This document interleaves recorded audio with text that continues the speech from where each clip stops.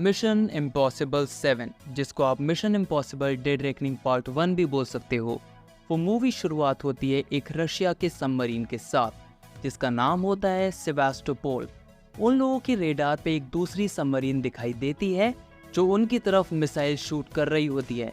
Russia वाले भी अपनी मिसाइल को उस तरफ छोड़ देते हैं और फिर देखते हैं कि वो दूसरी सबमरीन भी गायब हो गई और वो दूसरी वाली मिसाइल भी गायब हो गई। रशिया वाले समझ ही नहीं पा रहे होते हैं कि क्या चल रहा होता है। इतनी देर में उनकी मिसाइल घूम के उन्हीं की सबमरीन को लग जाती है और वो सबमरीन वहाँ पर डूब जाती है और सब लोग की डेथ हो जाती है। फिर आ जाते हैं हम मूवी के प्रोटैगनिस्ट मतलब ईथन हंट के पास, जिसको IMF की तरफ से एक टास्क दिया जाता है कि एक चाबी है, उस चाबी का आधा हिस्सा इल्सा फॉस्ट के पास है तो वो उससे लेके आ जाए। ईथन अरेबिया के डेजर्ट में एक एम्प्टी सी बिल्डिंग होती है, वहाँ पे जाता है और वहाँ पे उसको इल्सा मिलती है। वो उससे कहता है कि तुम्हें मरे रहना है, मतलब तुम्हें मरे रहने की एक्टिंग करनी है क्योंकि तुम और लोगों के लिए मर चुकी हो।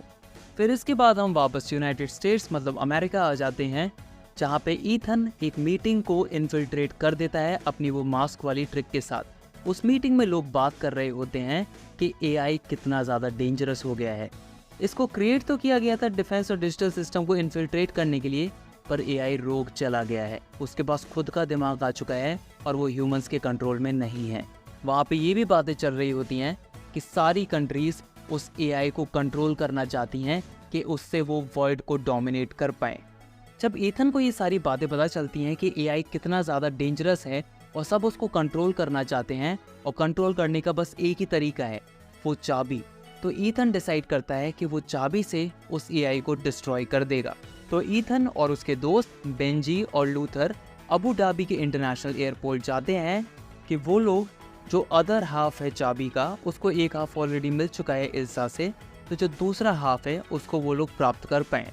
एयरपोर्ट पे ईथन के लिए काम आसान नहीं होता है कि और लोग भी उसको पकड़ने के लिए आ रहे होते हैं जो IMF के साथ उसके पंगे चल रहे हैं उस वजह से। पर ईथन की के पीछे जा रहा होता है तो उसको पता चलता है कि ग्रेस नाम की एक चोर ने वो की ऑलरेडी चुरा ली है। उतनी ही देर में लूथर को पता चलता है कि एक बैग है एयरपोर्ट में जिसमें बॉम्ब हो सकता है। बेंजी बहुत ज़्यादा मेहनत करके उस बॉम्ब को बस लास्ट सेकंड पे डिफ्यूज कर लेता है और पता चलता है वहाँ पे तो कोई बॉम्ब था ही नहीं। और इसी एयरपोर्ट वाले सीक्वेंस पे ईथन को बीच बीच में एक इंसान दिखता रहता है जिसका नाम गैब्रियल है और ये मूवी के लिए बहुत इंपॉर्टेंट होने वाला है। फिर हम लोग इसके बाद रोम आ जाते हैं, जहाँ पे ईथन ग्रेस के पीछे जाता है और उसके पीछे IMF के एजेंट्स भी आ जाते हैं और गैब्रियल भी आ जाता है। फिर एक कार चेस सीक्वेंस होता है बहुत ही तगड़ा वाला, जिसके बाद ग्रेस फिर से भाग जाती है पर ईथन रीयूनाइट हो जाता है इल्सा, बेंजी और लूथर के साथ वापस। फिर उन लोगों का एक डिस्कशन होता है कि उनको वेनिस में जाके एक पार्टी को इन्फिल्ट्रेट करना पड़ेगा क्योंकि वहाँ पे अलाना आने वाली है। अलाना वो अगर आप भूल चुके हो तो ये वाइट विडो का रोल प्ले कर चुकी है मिशन इम्पॉसिबल फॉल आउट में, और वहीं पर जाके इनको लगता है कि इनको की का सेकंड हाफ मिलने वाला है। ग्रेस उस पार्टी में जाके अलाना को की का एक हाफ दे देती है और ईथन बहुत ट्राई करता है कि अलाना वो वाला हाफ गैब्रियल को ना बेचे, पर अलाना को बेचना पड़ता है। उसके बाद टीम बिखर जाती है और ईथन को AI इधर से उधर भटका देती है। इसी चक्कर में गैब्रियल इल्सा को मार जाता है। वो एक्चुअली में ग्रेस को मारने आया होता है पर डेथ इल्सा की हो जाती है।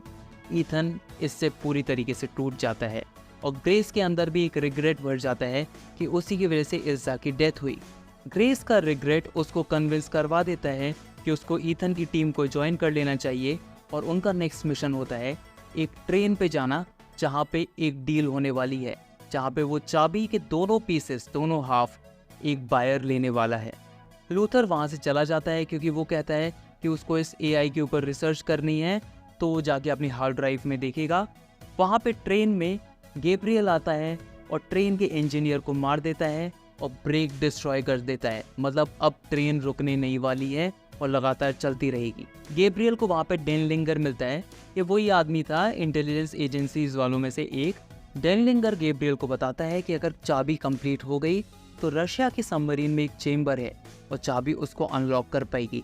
उसमें उस AI का एक अर्ली वर्जन पड़ा हुआ है जिससे AI को डिस्ट्रॉय भी किया जा सकता है और कंट्रोल भी किया जा सकता है।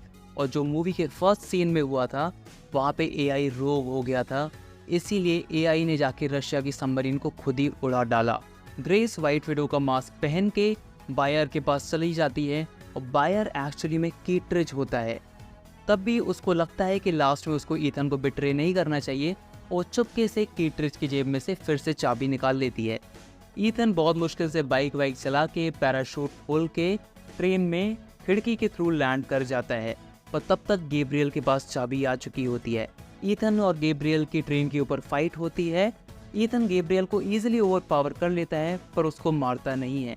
गैब्रियल ट्रेन से बच के निकल जाता है और आगे वाले ब्रिज को बॉम्ब ब्लास्ट कर देता है। तो अब ट्रेन जो बिना ब्रेक्स के जा रही है वो नीचे गिरने वाली है। इतनी देर में ग्रेस और ईथन ट्रेन के पीछे वाले डिब्बों को डिटैच कर देते हैं कि जो मेन पैसेंजर्स है उनकी जान ना जाए, और कैसे न कैसे करके ईथन और ग्रेस भी बच जाते हैं क्योंकि ट्रेन के एक एक करके डिब्बे गिर रहे होते हैं। पर ये सीक्वेंस एक्शन वाला बहुत ही ज़्यादा अच्छा था। वहाँ पर पेरिस आ जाती है। अब पेरिस के बारे में मैंने आपको नहीं बताया, पर ये गैब्रियल की असैसिन थी और जिसको गैब्रियल ने लास्ट में बिट्रे कर दिया था। पेरिस अनकॉन्शियस होते होते ईथन को इन्फॉर्म कर देती है कि सेवास्टोपोल सबमरीन में ही आपको जाना है। उसके बाद ईथन भी ट्रेन से निकल जाता है और ग्रेस कीट्रिज से मिलती है और उससे कहती है मुझे भी IMF ज्वाइन करना है। ईथन लास्ट सीन में बेंजी से मिलता है और वो दिखाता है कि उसके पास अब भी पूरी चाबी है क्योंकि उसने फाइट के दौरान गैब्रियल से वो चाबी चुरा ली थी।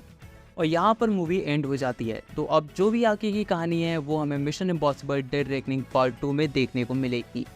अगर वीडियो अच्छी लगी होगी तो इसको लाइक करिएगा, चैनल को सब्सक्राइब करिए एंड थैंक्स फॉर वॉचिंग।